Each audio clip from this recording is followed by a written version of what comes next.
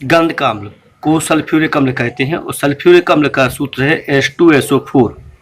यह एक तीव्र आकार में अम्ल होता है। प्राय सभी आधुनिक उद्योगों में इसका प्रयोग किया जाता है। क्या होता है, सभी प्रकार के उद्योग होते हैं, उनमें चाहे किसी भी प्रकार का धातु का निष्कर्षण किया जाए या शोधन किया जाए या किसी अन्य अम्ल को बनाया जाता है तो रासायनिक अभिक्रियाओं में शुद्धिकरण के लिए इसका उपयोग किया जाता है।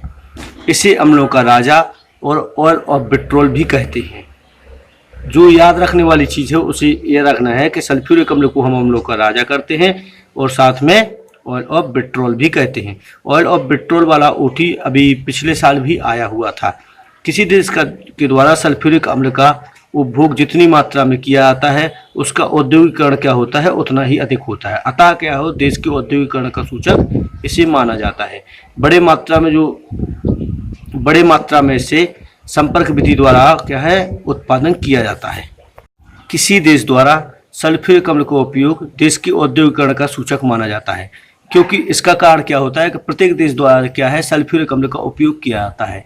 चाहे वो पेंट करना हो गाड़ियों का, या वो धातुओं का उत्पीड़न हो, या नई धातुओं का बनाया जाना हो, या शोधीकरण हो, चाहे गैल्वेनीकरण हो या अन्य कोई क्रिया हो, इन सभी में क्या है सल्फ्यूरिक अम्ल का उपयोग किया जाता है।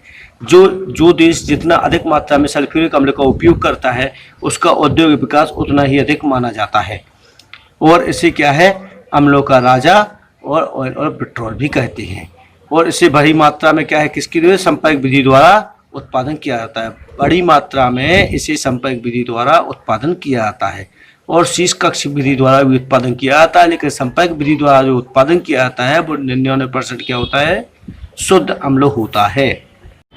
संरचना की बात करते हैं तो सल्फ्यूरिक अम्ल की संरचना देखने पर पता चलता है कि सल्फर परमाणु होता है वो 4 ऑक्सीजन परमाणुओं के साथ जुड़ा जाता है और 2 ऑक्सीजन परमाणुओं के साथ एक हाइड्रोजन जुड़ा जाता है। वहीं दूसरी ओर 2 ऑक्सीजन परमाणु डबल बंध के साथ या द्विबंध के साथ 2 ऑक्सीजन परमाणु द्विबंध के साथ किसके सल्फर परमाणु के साथ जुड़े रहते हैं और 2 परमाणु क्या होते हैं एकल बंध के द्वारा हाइड्रोजन परमाणु से जुड़े रहते हैं।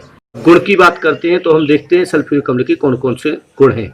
सबसे पहला गुण है यह रंगहीन गंधहीन द्रव होता है और इसके साथ ही भारी द्रव भी होता है।